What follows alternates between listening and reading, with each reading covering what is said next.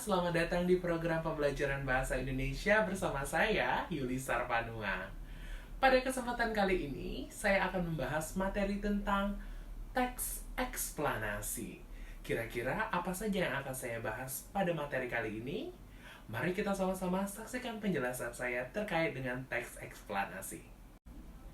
Tujuan pembelajaran kita hari ini adalah peserta didik dapat memahami pengertian, tujuan, ciri-ciri, dan juga struktur dari teks eksplanasi. Pernahkah kalian menyaksikan fenomena alam seperti banjir, tanah longsor, ataupun kebakaran hutan? Dan tahukah bagaimana dan mengapa peristiwa atau fenomena alam tersebut bisa terjadi? Nah, di dalam teks eksplanasi menjelaskan bagaimana dan mengapa peristiwa atau fenomena alam itu bisa terjadi. Pengertian dari teks eksplanasi.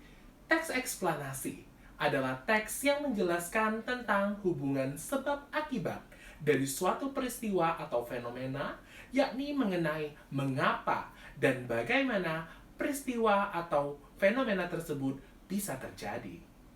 Teks eksplanasi memiliki dua tujuan di dalamnya. Tujuan yang pertama adalah menjelaskan fenomena yang terjadi. Tujuan yang kedua menjelaskan sebab akibat satu peristiwa. Ciri-ciri teks eksplanasi. Ciri yang pertama adalah terdiri dari 3 unsur yang meliputi pernyataan umum, sebab akibat, dan juga interpretasi. Ciri yang kedua, informasi yang ada di dalamnya didasarkan fakta. Dan ciri yang ketiga adalah informasi yang ada di dalamnya memiliki sifat yang objektif. Dan ciri yang keempat itu membahas sebuah peristiwa. Dan ciri yang terakhir yaitu adalah ciri yang kelima adalah menggunakan jenis teks yang bersifat informatif.